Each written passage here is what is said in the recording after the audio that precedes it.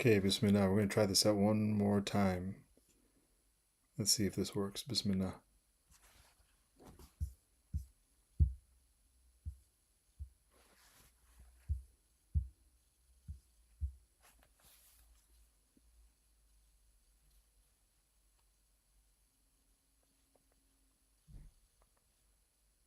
Bismillah.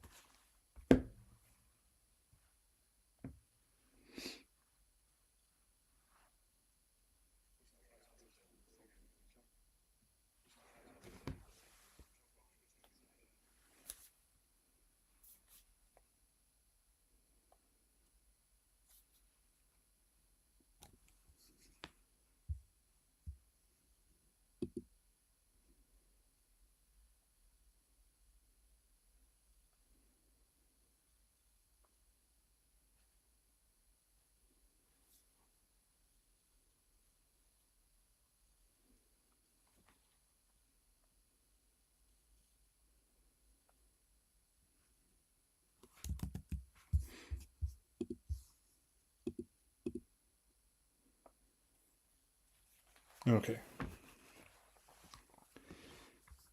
We'll see if this works. Bismillah ar-Rahman ar-Rahim. Alhamdulillahi Rabbil Alameen. Wa salatu wa salamu ala Rasulillah wa ala alihi wa sahbihi ajma'in. Trying out this first live stream here. I'm going to walk you through ZakatView, which is our latest version of the app that we launched last Ramadan, to try to help make the zakat calculation experience smooth and easy and clear and consistent, coherent for Muslim Canadians or Canadian Muslims. The app was completely redesigned from the ground up so that you could walk through calculating your zakat in a step-by-step sequence, sort of like TurboTax. That was the analog, a little TurboTax, a little Wealth Simple Tax combined together. And the hope is that you have some clarity with your zakat by the time you've gone through it, and you have a consistent way to calculate your zakat year over year.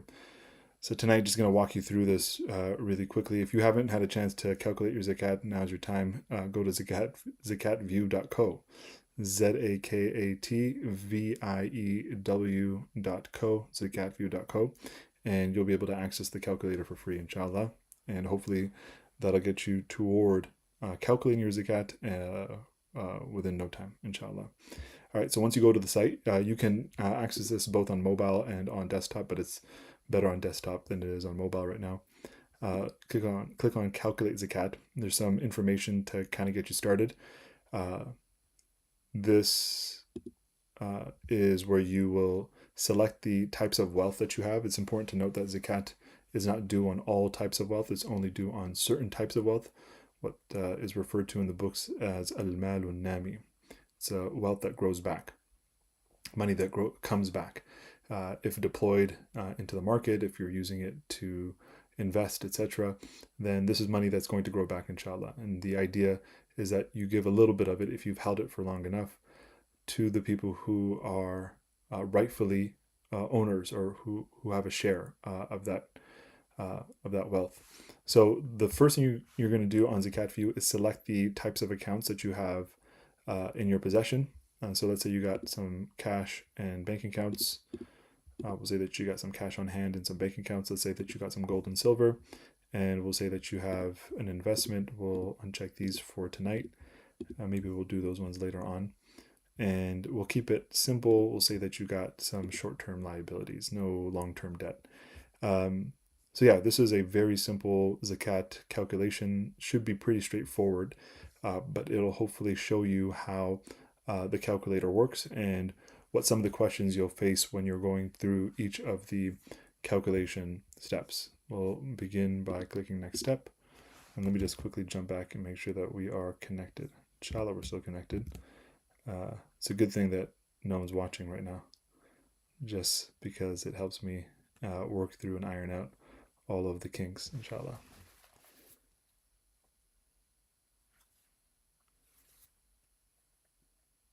Alhamdulillah. Okay. So the next question that you're going to answer is, how often are you calculating your zakat? This is really important. It's something that people often miss, which is that zakat is due annually on the lunar calendar. So if you calculate zakat every Ramadan, then you're on the lunar calendar. But if you're somebody who calculates it every December, for example, or at the beginning of the year, then you're calculating on the Gregorian calendar. What's preferable is that you calculate on the Hijri calendar, on the Islamic calendar, of course.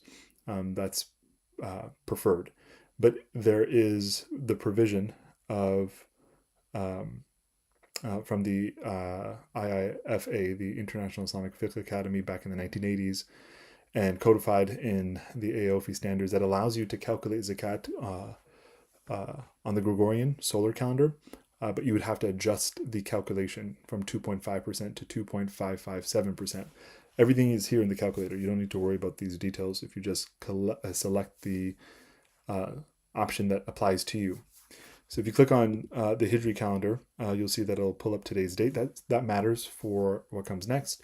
And then if you select the Gregorian calendar, then the calculator will just know that it has to calculate it or multiply by 2.5778 instead of just 2.5. So we'll go with the Hijri 2.5%. Click next. The next question rather is, which standard are you going to use? Are you going to use the gold standard or the silver standard?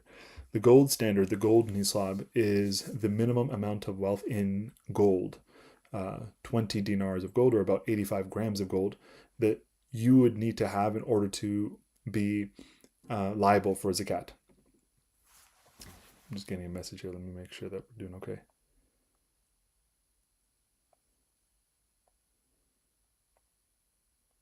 Alhamdulillah. We're good. So we got the gold standard or the silver standard. Maybe we'll do another live stream later on to kind of talk about these two different standards. My preferred standard is the gold standard. I think it's more reflective of real sort of real assets. If you're holding $19,000, although many scholars, and I'm not one, the opinion that I hold is one that reflects the scholars that hold this opinion, that the gold standard is like the gold nisab is the way to go. You can pick the gold standard or you can pick the silver standard. This is a good opportunity for me to introduce this Learn More feature. So if you click on Learn More, you'll see that there will be some information that pops up on the side, and that'll show you the different perspectives on the particular question at hand, and hopefully provide some insight on where you can land given the perspectives there. All right, so we'll pick the gold standard for now. Click next. And then there's a slight difference between the majority opinion about how much gold, right? What 20 dinars of gold is, and between the Maliki, Shafi'is, and Hanbalis versus the Hanafis. And so you pick your school of thought, and then move on. All right, so cash on hand. How much money do you have sitting at home under the mattress in your wallet? You're taking a snapshot calculation on the date of calculation, and then you're entering that in here. So let's say you have $1,000 cash on hand. You can, if you want to kind of separate different account types, you could do that. We'll do that in the next step. With bank accounts, let's say that you have multiple accounts. So you can click on I have multiple accounts. Click on add an account. We'll say that I have one at Wealth Simple checking with $10,000 in it. We'll say that I have another account at PC Financial with $5,000 in it. And we'll say that I have an account with CIBC with $1,000 in it. All right, so you can see that we have $16,000 in our bank account right now. This is useful because it breaks it down by account. You're able to see what you have in each bucket, and you can see that your net zakatable assets have grown a little bit, actually significantly, by $16,000, and you are still under the threshold. So you still do not have enough assets to be required to pay zakat. We'll click next. All right, now we got gold. And because I am filling this out as a man, I'm going to say that I only have bars and coins. You'll notice here that there's this option for jewelry or both.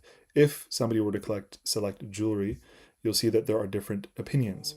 You can either select the position of the Hanafis, which is that all gold jewelry and all jewelry that's silver is zakatable. It doesn't matter if it's purchased for personal effects, as a personal effect rather, but what matters is that it's gold, and all gold is zakatable according to the Ahnaf.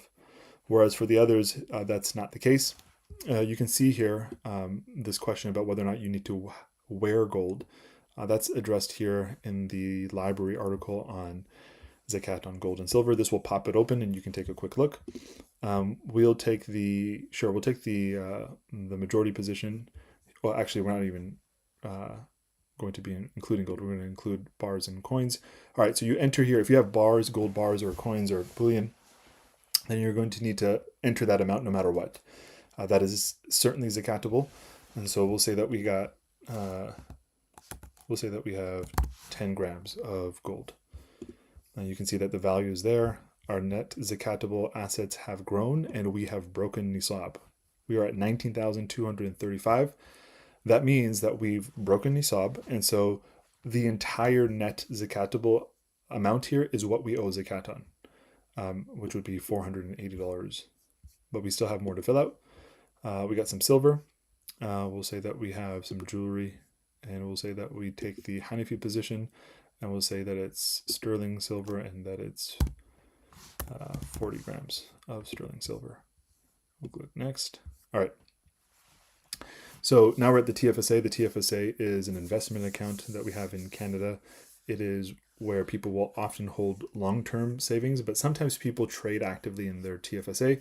Probably not advisable, but it's important to note that if you're holding stocks or some sort of asset in your TFSA and the idea is to make a quick return or to flip it quickly, then it's considered trade assets. And if it's trade assets, then it would be short-term, and it would be zakatable 100%. So if we said we had $10,000 in our TFSA and we were holding it for a short period of time and we were just trading the stock in it, then actively for profit, that is, then 100% of it would be zakatable. But if it's for long-term growth, then there are positions here to consider. There is the position that it is still all zakatable. This is the position held by Dr. Mundir Kahf, that all of it is zakatable. But there is the other position, which is the position of many of the fiqh boards, many scholars in the West, which is that only a portion of your TFSA being held in assets like ETFs or stocks is zakatable. There is a complicated way to determine the zakatable assets within the TFSA or within the stocks that you hold. So you could do that. You could kind of like determine what the net zakatable amount is for your assets in your TFSA, or you could use the proxy rule, which is to say that 30% is the safe number to assume is zakatable within that account of all stocks and ETFs. So if we click on that, you'll see that the zakatable amount, right? The TFSA value is 10,000, but the zakatable amount has dropped to 3,000 because only 30% is zakatable. But if you hold cash in that TFSA, so a portion of it is in stocks and ETFs, but a portion of it is in cash, you'll need to separate out the cash part from the invested portion. And so you'll click on this little button and it'll say, okay, how much of your TFSA is in cash or in precious metal ETFs? Let's say it's $2,000. $2,000 within your TFSA needs to be fully zakatable, considered part of your zakatable assets in full rather. Whereas the remainder, $8,000, wouldn't be included in full. Only 30% of the $8,000 would be included, and the calculator does the work for you. It shows you that within your TFSA, because you have this split, you have $4,400 in zakatable net yes, zakatable assets within that account. We'll click next. Right now we're at our last step, which is immediate bills and liabilities.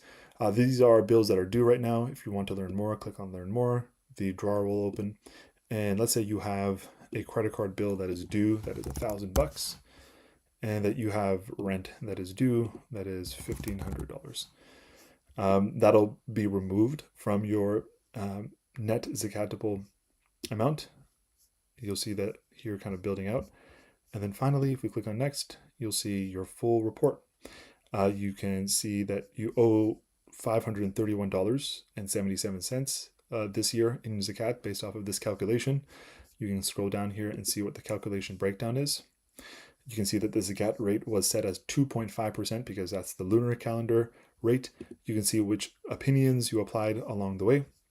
And if you want to save your calculation, you can just click on save and track your calculation. This is a premium feature to save and to track your calculation, but I'll quickly show you what it looks like behind the wall there.